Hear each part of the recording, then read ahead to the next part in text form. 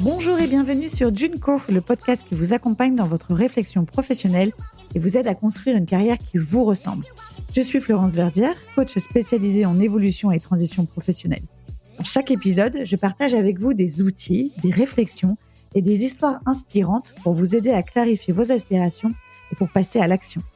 Que vous soyez en quête d'idées, de motivation ou d'un nouveau départ, ce podcast est là pour vous accompagner, pour vous guider. Et si vous l'appréciez, pensez à lui donner un avis 5 étoiles et à laisser un joli commentaire sur votre plateforme d'écoute préférée. C'est la meilleure façon de soutenir Junko et de permettre à d'autres de les découvrir. Je vous laisse maintenant avec l'épisode du jour et je vous souhaite une très belle écoute.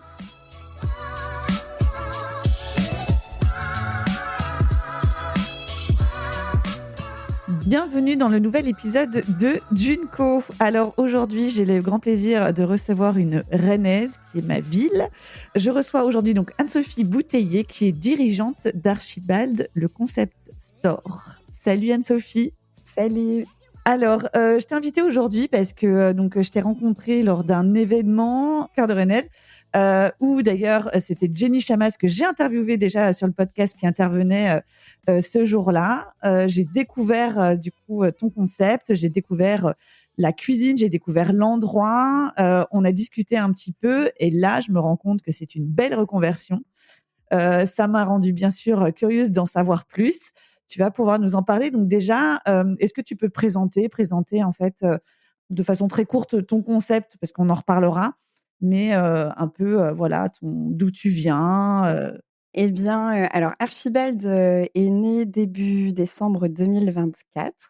L'objectif, c'était de créer, développer alors j'ai pas inventé quelque chose, j'ai juste, utilisé plusieurs bribes pour construire un lieu hybride.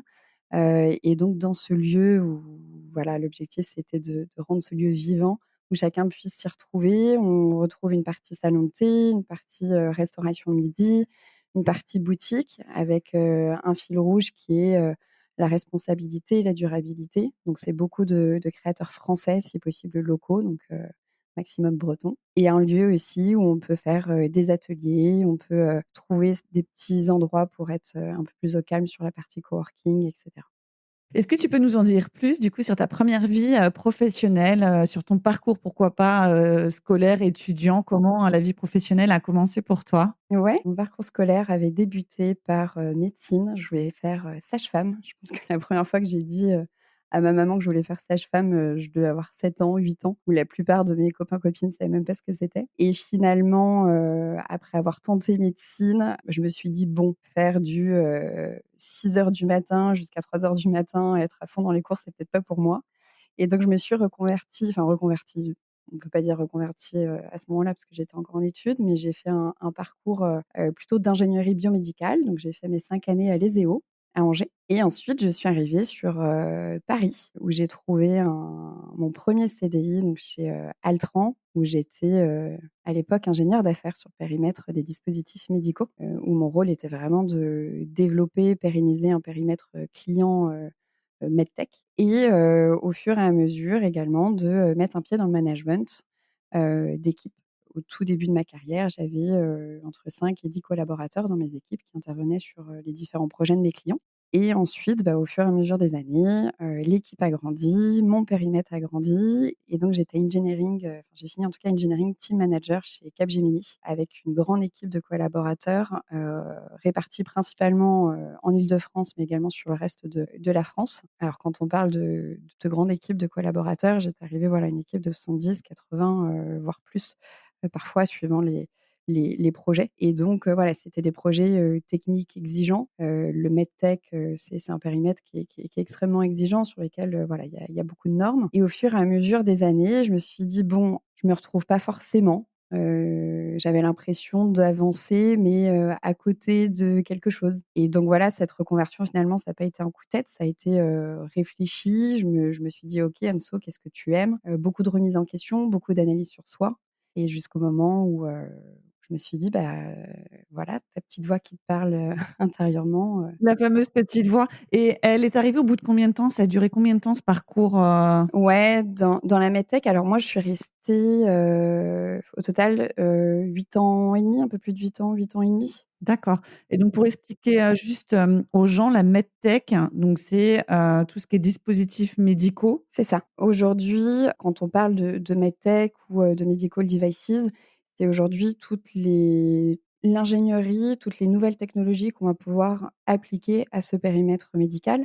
Donc ça peut être, voilà, de l'informatique, de l'électronique, de la mécanique, de l'ergonomie, appliquée sur des IRM, sur des scanners, sur, des plus petits dispositifs comme des pacemakers, donc qui sont vraiment des dispositifs implantables, chez l'humain. Et ça peut être au niveau neurologique et cetera, et comment du coup rendre de plus en plus petits ces dispositifs, mais de plus en plus performants, de plus en plus, durables, en tout cas dans le temps, en utilisant des nouvelles technos, en intégrant par exemple l'intelligence artificielle aussi et cetera. Donc c'était vraiment, une multitude de technologies qu'on appliquait, en tout cas sur ce secteur, médical. Donc moi j'étais vraiment focalisée là-dessus. Et là, toi, tes clients, c'est des labos ou c'est les hôpitaux? C'est, Alors moi, c'était plutôt de petits ou grands industriels de dispositifs médicaux, donc ça pouvait être General Electric Healthcare, ça pouvait être Philips Healthcare, Siemens Healthcare, et après des, PME, start-up. Je pouvais accompagner aussi des start-up qui étaient en lancement de projet, les aider à vraiment construire leur cahier des charges, leur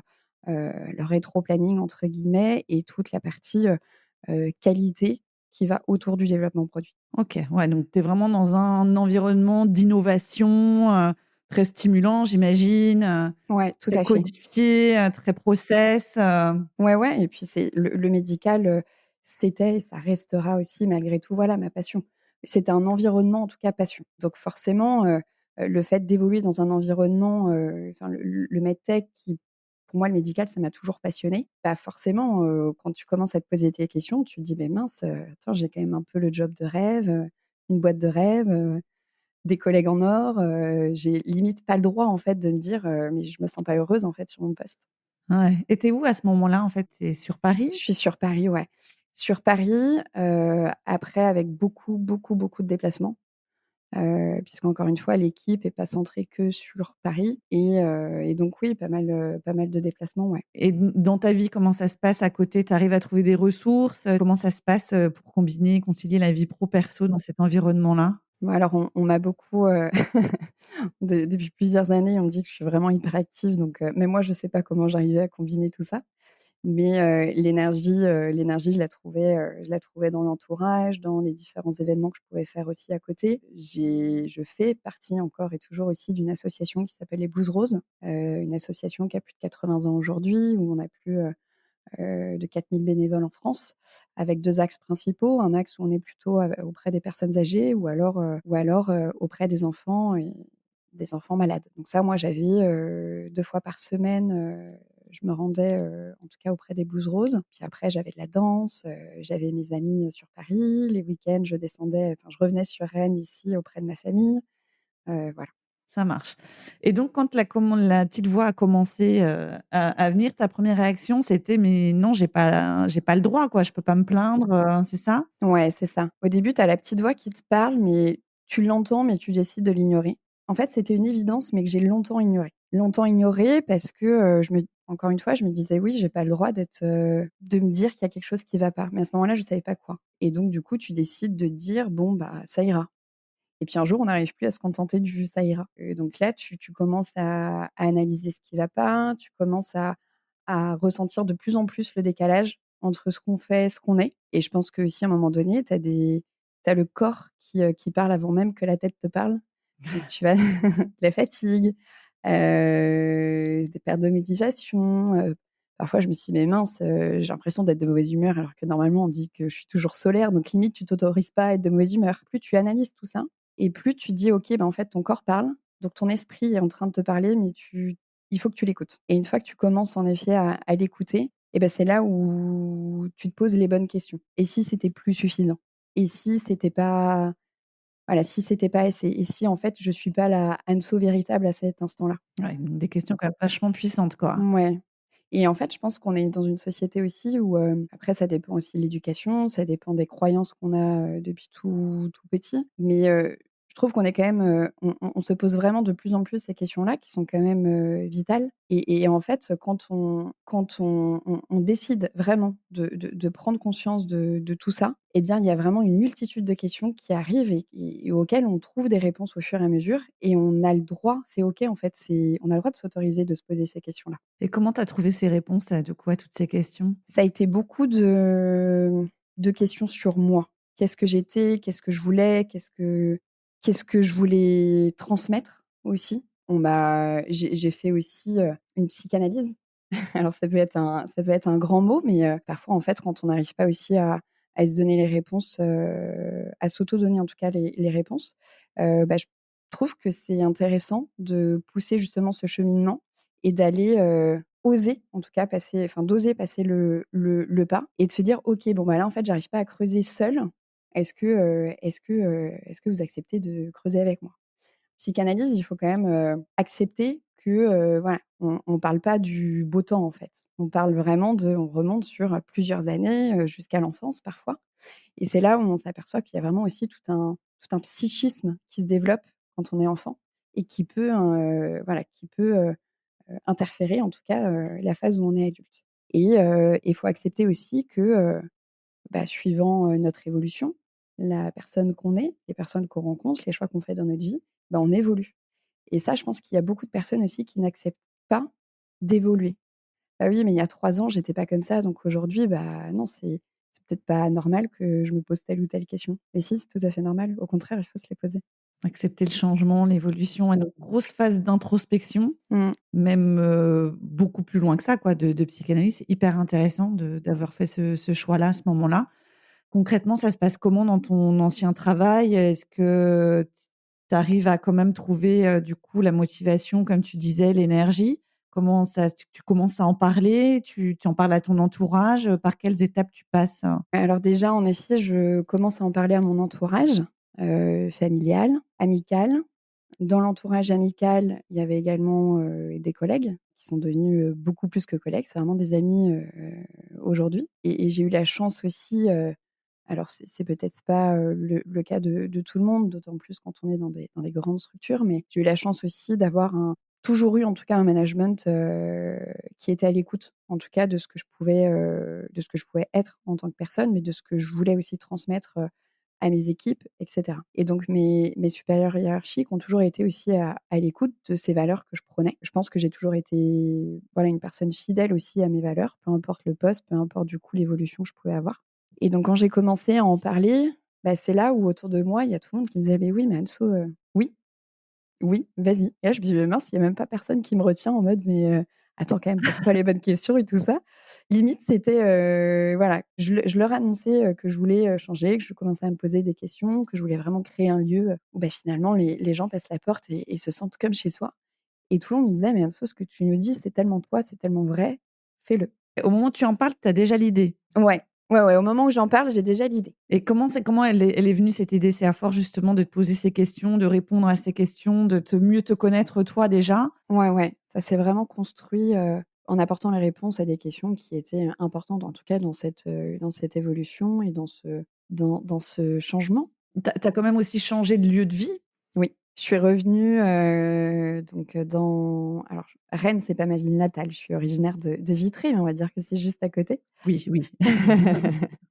Et donc en effet, je suis rentrée à la maison, auprès de ma famille, auprès de plusieurs amis aussi qui étaient déjà revenus aussi sur Rennes ou les alentours et mon conjoint aussi qui est sur Rennes. Donc changement de ville, changement de tout en fait. C'est ce que j'allais dire, mais c'est un changement, Changement de tout et global. c'est ça et c'est vrai que c'est le moment où là où on se dit: «OK, mince, est-ce que je fais pas une connerie, quoi?» Parce que encore une fois, on est en CDI, enfin dans un CDI, on a un bon poste, on a un bon salaire, on a beaucoup d'avantages. Je disais toujours un peu que, j'étais un peu comme dans une prison dorée. On a tout autour de soi et c'est pour ça aussi que ce sentiment on n'a pas le droit de pas se sentir à sa place ou, de pas se sentir malheureux. Je pense que du coup, c'était aussi cet écosystème qui le créait. Le fait d'en discuter aussi à beaucoup d'amis, beaucoup de collègues, je me suis aperçue autour de moi que énormément de personnes n'osaient pas passer le cap.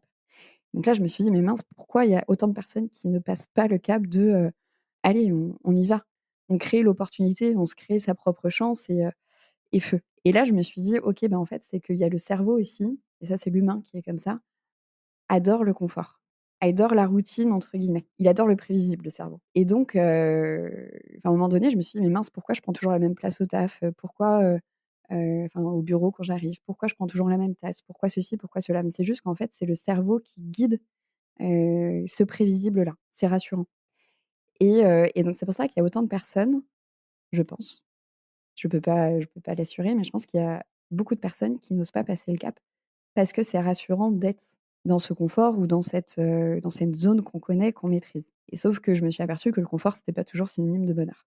Et c'est pas ça qui apportait l'élan, c'est pas ça qui apportait les opportunités. Et donc c'est pour ça que je me suis dit: «Bah, quitte à changer, autant tout quitter et autant partir de zéro et créer vraiment ce à quoi j'aspirais». Et quand tu avais tes doutes là, de te dire: «Mais je suis pas en train de faire une connerie», parce qu'il y a quand même beaucoup de gens qui ont envie de le faire, qui le font pas, donc il y a peut-être une petite raison. J'ai quand même tout. Enfin, est-ce que tu laissais passer le doute? Voilà, comment tu gérais, ce moment-là? Ouais, et bah, c'est sûr qu'il y a on dit souvent, il y a il y a le il y a le cœur, la raison, l'intuition, le cerveau, tout ça. L'important, c'est toujours de retrouver, cette congruence, et je dis toujours aussi que le cerveau protège et l'intuition guide, et ça, c'est vrai. En fait, il y a toujours, cette intuition au fond de toi, parfois positive, parfois négative. Plusieurs biais vont aussi, jouer sur cette intuition-là. Mais en fait, je me suis dit: «OK Anso, si tu veux faire ce changement, c'est pour telle et telle raison». Donc les moments où j'étais un peu perdue, les moments où je me suis dit: «Non Anso, il est encore temps, refais un pas en arrière, l'équipe chez Capgemini, t'accompagne, mais si tu veux revenir en arrière, elle est aussi là». Je me suis vraiment posé cette question de: «Attends, attends, attends, attends, Anso, réfléchis bien, réfléchis bien, réfléchis bien». Et je pense qu'il n'y avait pas un matin où je me suis pas réveillée dans toute cette construction des nouveaux projets. Il y a pas un matin où je me suis pas réveillée en mode: «Mais mince, mais tu vas jamais y arriver. Mais qu'est-ce que tu as fait?» Et puis le soir, en fait, après avoir discuté avec telle et telle personne, après avoir échangé avec telle et telle personne qui finalement te redonne tout ce regain d'énergie et ce sens à pourquoi tu as fait ça. Le soir, tu te couches et tu te dis: «Mais si, mais en fait, je sais pourquoi je fais ce changement». Et l'importance, en fait, c'est de vraiment d'agir en continu et de pas se laisser porter par ses propres barrières limitantes, et ses propres barrières limitantes, c'est souvent la peur qui les crée. Donc il y aller petit à petit, bien s'entourer pour conserver une énergie, constante, dans ce projet. Là, toi, quand tu disais, «Je sais pourquoi je le fais, je sais», c'était, je sais pas si tu veux nous en parler, mais c'est quoi qui tiquait? C'est quoi qui commençait à te dire: «Mince, ça correspond, plus avec, la personne que je suis maintenant»? Parce qu'effectivement, bah, tu as eu un parcours, tu as dit, de 8 ans et demi, donc effectivement, tu es devenue une autre personne en 8 ans et demi, bien sûr. C'était quoi qui était plus congruent, justement? Ouais, bah, c'était, je pense, l'évolution, du poste que j'avais. Moi, ce que j'aimais en tout cas sur mon projet, ça se divisait enfin sur mon poste en tout cas, ça se divisait en 2 axes. L'axe vraiment, médical, medtech où, et je l'ai dit tout à l'heure, c'était et ça restera ma passion, d'être toujours à l'affût des moindres nouvelles technologies qui sortent, quel impact positif, en tout cas aujourd'hui, le medtech a sur l'humain. Ça, c'était vraiment l'axe qui me faisait vibrer. Deuxième axe, c'était vraiment ce management de proximité avec mes équipes, de les emmener d'un point A vers un point B et pas de les emmener seuls vers ce point B, mais de vraiment les accompagner de A à Z, de construire leur, plan de carrière, de vraiment être une écoute, enfin, d'être une oreille en tout cas, une épaule pour, bah, les emmener sur leur évolution et leur trouver, projet en tout cas qui les faisait vibrer et donc forcément quand tu as une équipe, de 10-15 collaborateurs, tu es proche de ces collaborateurs-là. Quand tu arrives à une équipe de 70-80 collaborateurs, tu peux plus être aussi proche et donc là, c'est vraiment plus un mécanisme, routinier justement qui arrive et c'était une redondance perpétuelle. C'était pas ce rôle de manager que je voulais avoir. J'étais jusqu'à la fin, hein, très proche de mes équipes et même à mon pot de départ, je pense que tout le monde me disait: «Mais Anso, tu t'as réuni mais tellement de personnes autour de toi, d'horizons différents, du groupe, que ce soit des collaborateurs, des managers, des RH, bref, vraiment tout horizon». Donc je pense que c'était vraiment la preuve aussi le jour de mon départ, ça a été la preuve de ça m'a réconfortée en me disant: «OK, bah, en fait, oui, ce que tu aimes, c'est vraiment rassembler les gens, fédérer les équipes et c'est ça que tu aimes». En fait, je retrouvais pas le fil rouge, en tout cas, que j'aimais quand j'avais débuté, ce poste-là, je le retrouvais pas. Parce que équipe trop grande, parce que, voilà, et on prenait pas le temps de faire correctement les choses et ça m'allait plus. Donc là, tu à ton pot de départ, on se situe quand, là, en termes de date, Ouais, on s'y situe en mai 2024. Avril-mai 2024, ouais. OK. Tu en es où dans ton projet à ce moment-là, quand tu pars? 0. Zéro. Genre 0. zéro, tu pas le lieu, tout J'ai ça? pas le lieu, Ah non, d'accord. j'ai pas tout ça. Non, non, mai 2024, j'étais encore, 5 jours sur 7, chez Capgemini, à finaliser, les passations et cetera, sur Paris. Donc non, 0. Au moment où je pars de Capgemini, 0. Et donc tu pars de Capgemini, c'est ciao la capitale, bye bye, la vie à Paris, tu rentres, Ouais, à Rennes? la semaine qui a suivi, j'étais sur Rennes. Waouh! OK. J'étais sur Rennes. Bon, le déménagement s'est fait un peu au fur et à mesure quand même. 0 sur la construction du projet. Enfin, c'est-à-dire que j'avais même pas commencé à rédiger un business plan, un budget prévisionnel. J'avais pas encore commencé réellement à échanger avec d'autres personnes, en France qui avaient construit des biosimilaires.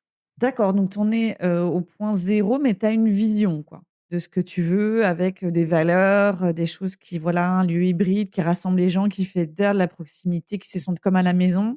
C'est quoi ton plan quand même pour la suite? Tu te dis: «Bah, je vais rentrer en contact avec des gens justement, je vais», comment tu expliques que tu vois là, les gens qui écoutent peut-être qui se disent, «Mais, pourquoi elle a pas entrepris avant des démarches pour voir, pour, justement sécuriser un peu son projet?» Qu'est-ce qui a fait que tu as eu besoin justement peut-être de terminer cette aventure chez Capgemini pour, commencer une nouvelle?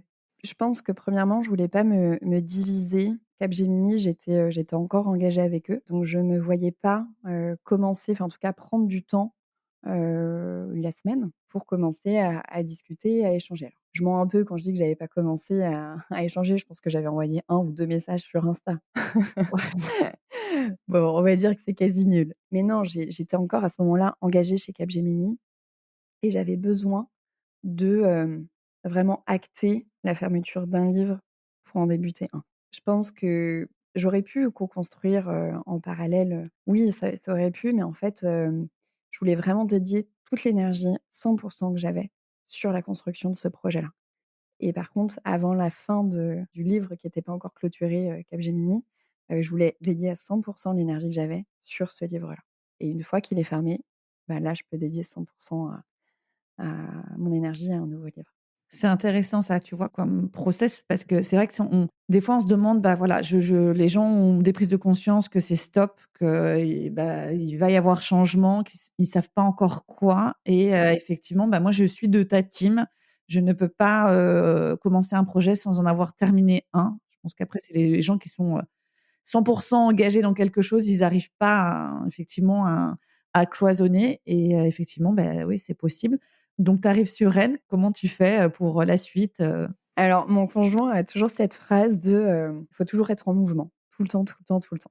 Et moi je complètais toujours: «Bah oui, le mouvement c'est, mais d'ailleurs je pense tu le dis aussi, sur un de tes podcasts, je crois, ou ce que j'avais lu sur ta page Insta: «Le mouvement crée la chance». voilà, c'est le slogan effectivement. Ah mais totalement. Et en fait, faut pas oublier que, voilà, enfin l'humain on est des atomes en mouvement, on émet des fréquences, et je dis toujours qu'on attire ce qu'on vibre, en fait. Et quand on commence à bouger, à discuter, à rencontrer des personnes, à échanger, il y a souvent des personnes qui, vont être un peu le déclic, hein, de cette voix aussi, intérieure de: «Ah, et si cette personne a raison? Et ben, feu, on va creuser et cetera». Et donc on attire des nouvelles personnes, on provoque des synchronicités, et donc en fait dans ce mouvement, il y a pas de hasard. C'est nous qui créons du coup cette chance finalement. Par contre, en parallèle, il faut accepter aussi que voilà, il y a des fréquences parasites, donc en tout changement, tout mouvement, il peut y avoir des échecs, les doutes dont on parlait aussi tout à l'heure, mais finalement ça fait partie du jeu aussi et de l'accord final qu'on se donne ou qu'on souhaite. Et donc au début de ce livre-là, je me suis dit: «OK, bah, il faut que je bouge, il faut que je rencontre des personnes, il faut que je discute avec des personnes, que je voilà, que je prenne aussi en compte, leurs réussites, leurs échecs, quels conseils elles peuvent me donner et cetera. Donc là, mai, juin, c'est surtout beaucoup d'échanges. Je m'entoure aussi de différents organismes, hein. Quand on se lance dans l'entrepreneuriat, bah, moi, à ce moment-là, je me suis dit: «Oh là là, mais Anso, est-ce que tu vas réellement réussir?» Donc je me suis entourée d'organismes, et c'est vraiment en rencontrant, plusieurs personnes que, bah, que tu commences à mettre, une brique, une deuxième brique, pas forcément l'une sur l'autre, mais peut-être à côté, puis tu les colles, puis après tu as une troisième qui arrive au-dessus et puis, bah, tu montes ton projet comme ça. Et donc le déclic, ça a été, quoi? Du lieu où tu es, actuellement? Comment tu as trouvé? Comment ça s'est fait? Donc moi, le lieu, je l'ai trouvé en septembre, septembre 2024. Business plan était fini, mais voilà, c'était pas parfait. Les banques, j'avais pas encore commencé, si je crois que j'avais fait un rendez-vous, auprès d'une banque. Parce qu'il faut savoir aussi, c'est que dans cette reconversion, je pars avec zéro argent de côté. Donc plusieurs personnes me disent: «Mais Anso, tu quittes quand même un CDI, tu as même pas d'argent de côté, mais comment tu vas faire pour créer ton lieu?» Donc forcément, bah, le passage, auprès des banques, auprès de différents aussi organismes pour, bah, pour permettre de se lancer dans l'entrepreneuriat, tout ça, il fallait y passer. Mais du coup, tout le monde me disait auprès des banques: «Bah, non, mais il faut que tu aies le local». Je dis: «Bah, mince, le local, j'ai pas commencé à visiter». Donc là, je mets un coup de collier auprès des agences immobilières, rennaises et puis, 1er local, premier coup de cœur et donc là, on est en septembre et là, je me dis: «Mais mince, premier local», alors que tout le monde m'avait dit: «Tu vas voir Anso, C'est long. c'est long, les Ouais. process, il va falloir que tu visites au moins une dizaine de lieux avant d'avoir ton coup de cœur».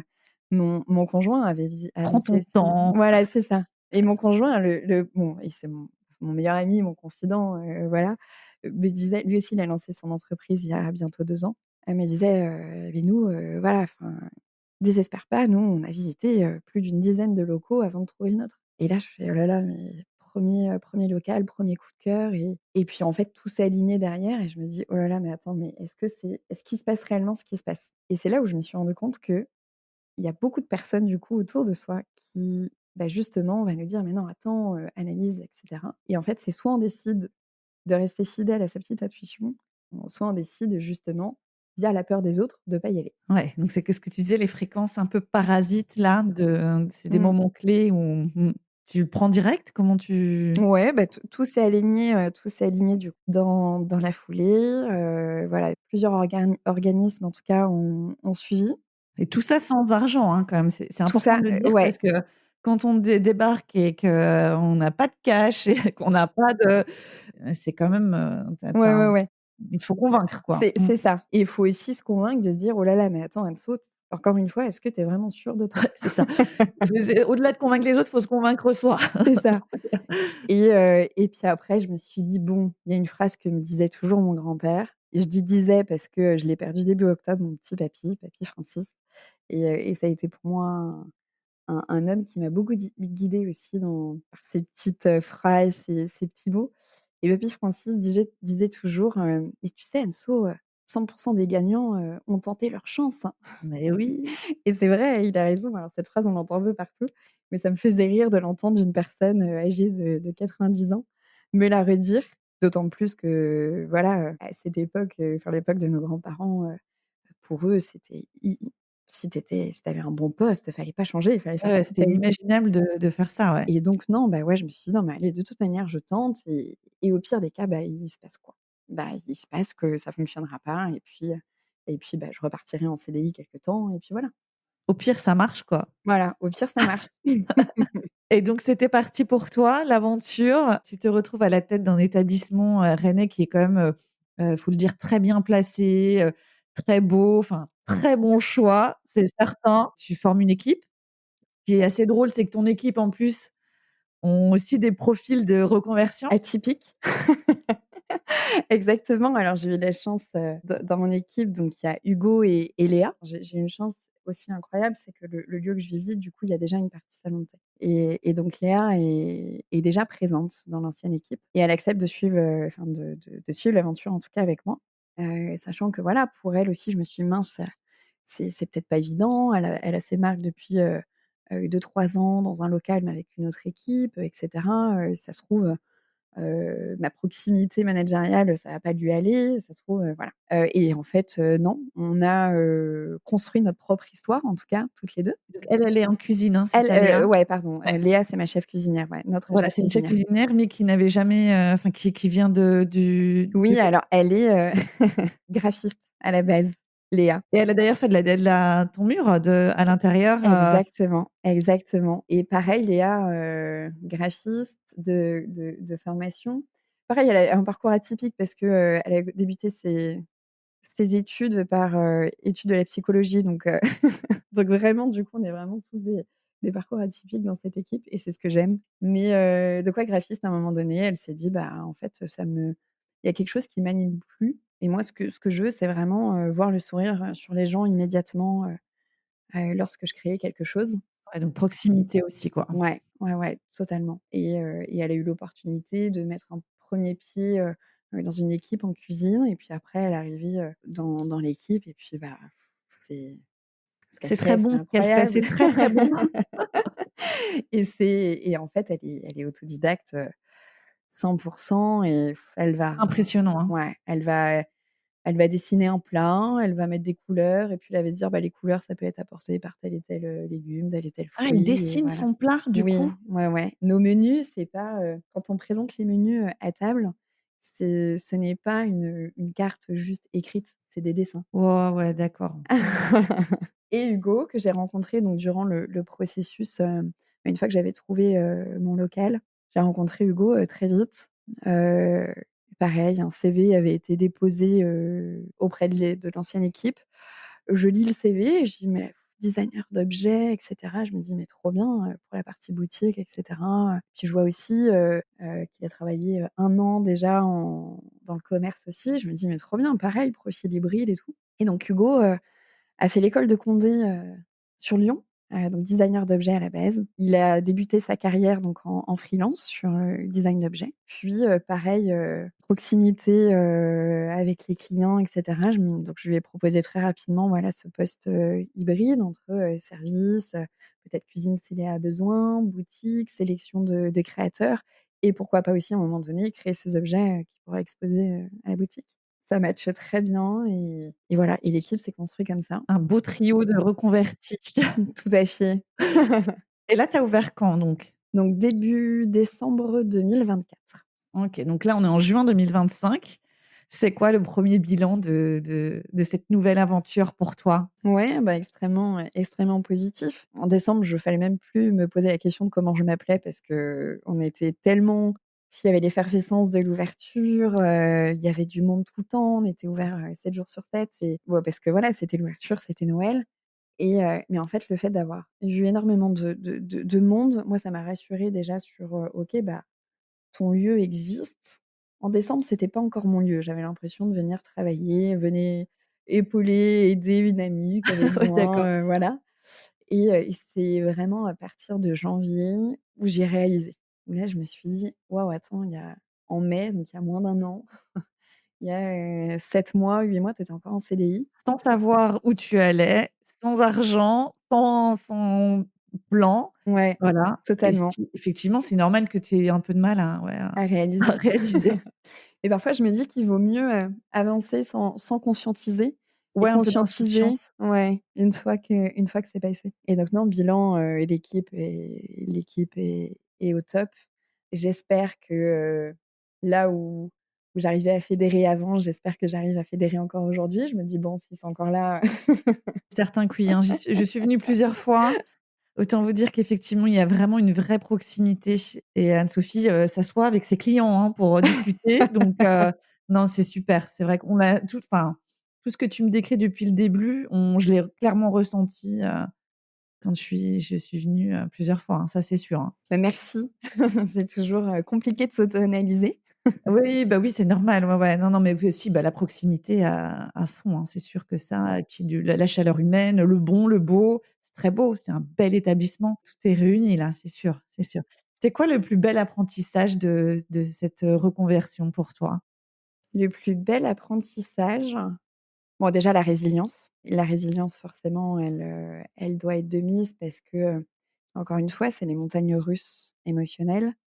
C'est, «Et si je suis pas si j'étais pas assez? Et si je vais pas et si j'y arrive pas? Et si, et si, et si?» Tu es où de ça, des «et si» là, le matin là, ils sont toujours là? Ah ouais, c'est toujours là. C'est toujours là. Ouais. Il y a quand même un gros travail de fait, une grosse marge de montée, mais en fait, c'est ce qui anime au quotidien et j'ai envie de dire, heureusement voilà, que ces petits «et si» sont encore là. S'il y a plus de «et si», ça veut dire je pense, qu'on switch dans justement, on est de nouveau plus à sa place. Ah donc tu les as acceptés dans ton Ouais, cheminement. Mmh. Au lieu de lutter contre, au lieu de résister, ils sont là quoi. ouais. Ils t'en ont fait quelque chose même de moteur finalement. Mmh, mmh. Totalement. Enfin, je dis totalement, mais il y a des jours où forcément on se repose des des questions, mais en tout cas, oui, ça fait, c'est un fil rouge qui est rajouté aujourd'hui au quotidien dans ma vie. Deuxième apprentissage, c'est vraiment de mettre du mouvement. Même si c'est petit, il faut toujours le mettre et parfois on n'a pas envie, parfois, mais c'est peut-être dans ces parfois qu'on peut passer à côté de quelque chose et je pense il ne faut pas attendre, pardon, d'avoir le plan parfait pour se lancer. Parce qu'on aura toujours «Bah, non, mais je me lance pas parce que ça, c'est pas finalisé» ou «Ça, je me lance pas parce que, bah, non, il faut attendre». Non, ça sera jamais parfait le moment où on se lancera et ça sera jamais parfait au quotidien, mais il faut juste avoir ce petit «oui» intérieur et pour ça, il faut vraiment se questionner, sans cesse Ouais donc la compétence, c'est vraiment de se connecter, à soi. à soi. Ouais. Il y a pas mal voilà, de podcasts sur justement cette démarche de connexion à soi et cetera. Moi, je sais que je fais beaucoup de vélo.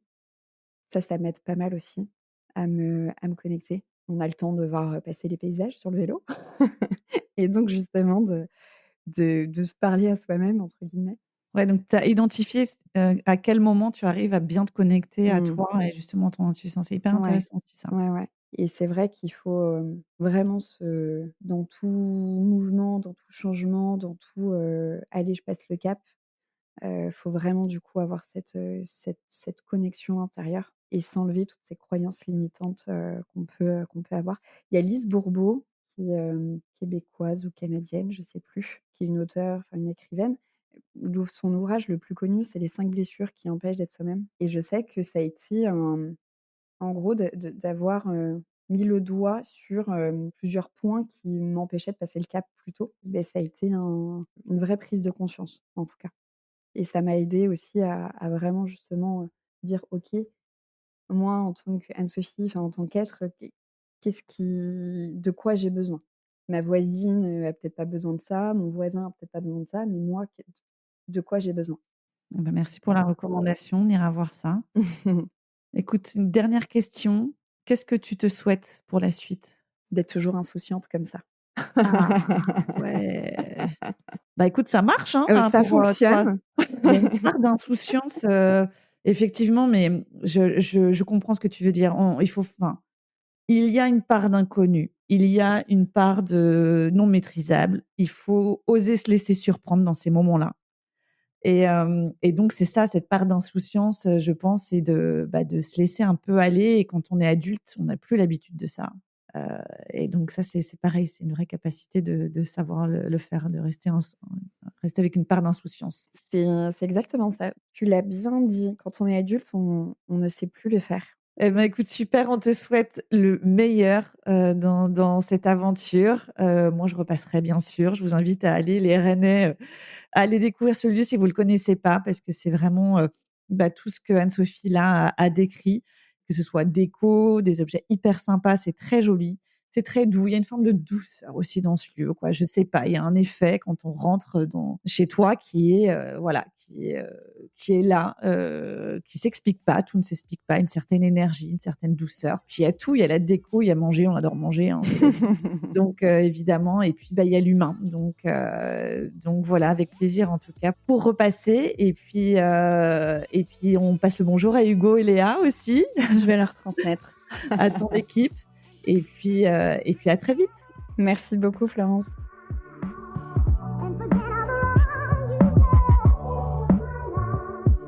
Merci d'avoir pris le temps d'écouter cet épisode de Junko. J'espère qu'il vous aura apporté des pistes pour avancer dans vos réflexions et dans vos projets professionnels. Pour en savoir plus sur mes accompagnements ou me poser vos questions, rendez-vous sur mon site internet où vous trouverez tous mes contacts ou sur mon compte Instagram. Les liens se trouvent dans le descriptif de l'épisode. Et n'oubliez pas, chaque petit pas compte. Osez explorer, questionner et agir, c'est déjà avancer sur le chemin d'une carrière alignée avec vous-même. Prenez soin de vous et de vos projets professionnels et rendez-vous très bientôt pour un nouvel épisode de Junko.